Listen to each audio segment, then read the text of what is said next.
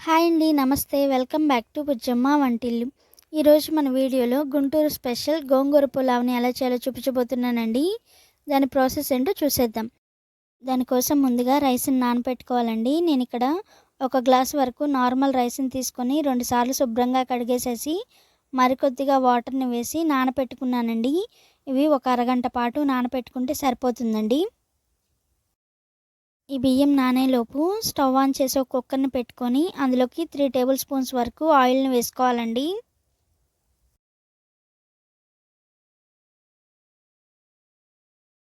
Oil heat అయిన తర్వాత ఇందులోకి ఒక పెద్ద ఉల్లిపాయని సన్నగా కట్ చేసుకొని వేసుకొని వేయించుకోవాలండి.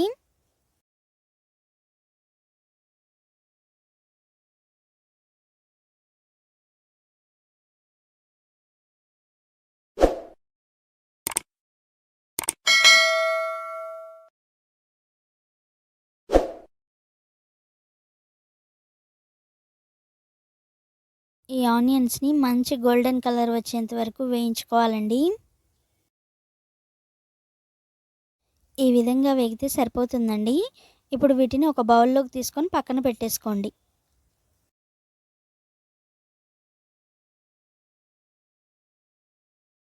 ఇప్పుడు ఇదే ఆయిల్‌లోకి 1 టీ స్పూన్ వరకు బటర్‌ని వేసుకోవాలండి. ఈ బటర్ ప్లేస్‌లో మీరు నెయ్యిని కూడా వేసుకోవచ్చండి.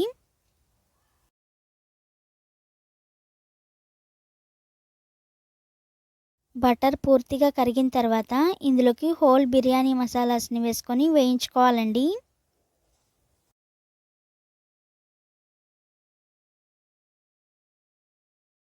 వీటిని ఒక నిమిషం పాటు ఫ్రై చేసుకున్న తర్వాత ఇందులోకి కొద్దిగా జీడిపప్పు పలుకులను కూడా వేసుకొని కొంచెం దోరగా వేయించుకోవాలండి.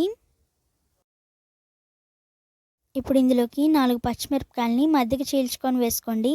అలాగే ఒక రెమ్మ కరివేపాకును కూడా వేసుకొని వేయించుకోవాలి.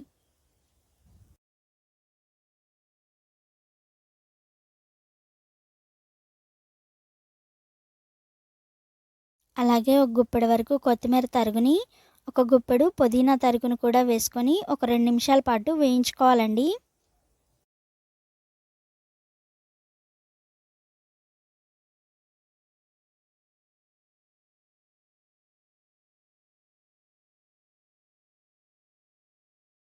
ఇప్పుడు ఇందులోకి 1 టీ స్పూన్ వరకు అల్లం వెల్లుల్లి పేస్ట్‌ని వేసి ఇది పచ్చివాసన పోయేంత వరకు ఫ్రై చేసుకోవాలండి.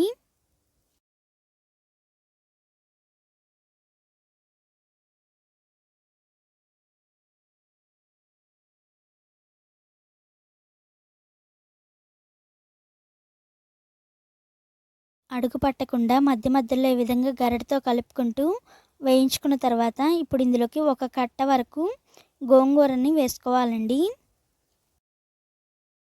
ఇసుక అనేది ఏమీ లేకుండా శుభ్రంగా కడిగి పెట్టుకొని ఉంచుకున్న ఒక కట్ట వరకు గోంగూర ఆకులను వేసుకోవాలండి. ఒకసారి అంతా కూడా కలిపేసేసుకొని దీని మీద ఒక మూతను ఉంచి గోంగూర అంతా కూడా పూర్తిగా ఉడికేంత వరకు ఉడికించుకోవాలి.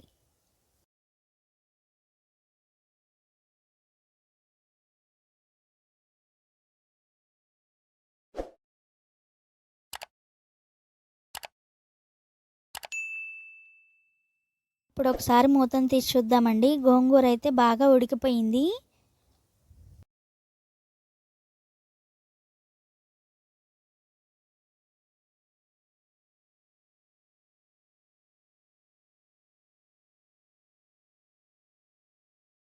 ఇప్పుడు ఇందులోకి హాఫ్ టీ స్పూన్ వరకు పసుపుని, 2 టీ స్పూన్స్ వరకు కారాన్ని వేసుకోవాలండి. ఇక్కడ మనం పచ్చిమిరపకాయలని కూడా వేసుకున్నాం కాబట్టి చూసుకొని వేసుకోండి. అలాగే రుచికి సరిపడినంత సాల్ట్‌ని కూడా వేసుకొని ఒకసారి అంతా కూడా కలిపేసేసుకోండి. ఇక్కడ మీరు కారాన్ని కొంచెం తక్కువగా తినేవాళ్ళైతే కనుక 1 టీ స్పూన్ వరకే కారాన్ని వేసుకోండండి. నేనైతే కొంచెం గోంగూర పుల్లగా ఉంటుంది కాబట్టి 2 టీ స్పూన్స్ వరకు కారాన్ని వేసుకున్నానండి. మనం ఏ గ్లాస్‌తోనైతే రైస్‌ని తీసుకున్నామో అదే గ్లాస్‌తో 2 గ్లాసుల వరకు వాటర్‌ని వేసుకోవాలండి. నేనిక్కడ నార్మల్ రైస్‌తో చేస్తున్నాను కాబట్టి 2 గ్లాసుల వాటర్‌ని తీసుకున్నానండి. అదే మీరు బాస్మతి రైస్‌తో కనుక చేస్తున్నట్లయితే ఒక గ్లాస్ రైస్‌కి 1.5 గ్లాస్ వాటర్ అయితే సరిపోతుందండి. ఎసరు ఈ విధంగా బాగా మరుగుతున్నప్పుడు మనం రైస్‌ని వేసుకోవాలండి. వాటర్నంతా కూడా వంపేసేసి రైస్ని వరకే వేసుకోండి. ఒకసారి అంతా కూడా కలిపేసేసుకొని సాల్ట్ని ఒకసారి చెక్ చేసేసుకొని సాల్ట్ ఏమైనా సరిపోకపోతే ఇప్పుడే వేసేసుకోండి. ఇక్కడ ఒక చిన్న వీడియో క్లిప్ మిస్ అయిందండి. ధనియాల పొడిని 1/2 టీ స్పూన్ వరకు వేసుకోండి. అలాగే ఒక గుప్పెడు పుదీనా తరుగుని, కొత్తిమీర తరుగుని కూడా వేసేసుకొని మనం ముందుగా ఫ్రై చేసుకొని ఉంచుకున్నాం కదండి ఫ్రైడ్ ఆనియన్స్ని, వాటిని కూడా వేసేసుకొని కుక్కర్ మూతను పెట్టేసేసి 3 విజిల్స్ వచ్చేంత వరకు ఉడికించుకోవాలండి. మంటని హై ఫ్లేమ్లో పెట్టి 3 విజిల్స్ వచ్చేంత వరకు ఉడికించుకోవాలి.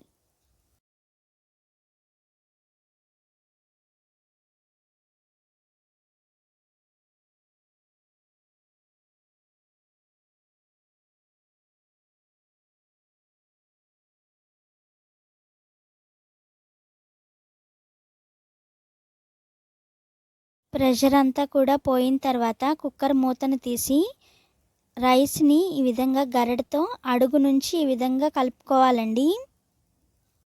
రైస్ అయితే పొడి పొడిలాడుతూ పర్ఫెక్ట్గా కుక్ అయిపోయిందండి. దీన్ని ఇప్పుడు సర్వ్ చేసుకోవటమేనండి. ఈ పులావ్ని చికెన్ కర్రీతో కానీ, లేదంటే మసాలా గ్రేవీతో కానీ, లేదా రైతాతో కానీ సర్వ్ చేసుకొని తింటే చాలా అంటే చాలా టేస్ట్గా ఉంటుందండి. ఈ గోంగూర పులావ్ని ఎలా చేయాలో చూశారు కదండి. మీరు కూడా ఒకసారి ట్రై చేయండి. ట్రై చేసిన తర్వాత ఎలా వచ్చింది అన్నది నాతో కామెంట్ బాక్స్లో షేర్ చేసుకోండి. అలానే ఈ వీడియో నచ్చినట్లయితే లైక్ చేసి మీ ఫ్రెండ్స్ అండ్ ఫ్యామిలీ మెంబర్స్కి షేర్ చేయండి. ఇలాంటి మరెన్నో సింపుల్ అండ్ క్విక్ రెసిపీస్ కోసం బుజ్జమ్మ వంటిల్లు ఛానల్ని సబ్స్క్రైబ్ చేసుకోండి.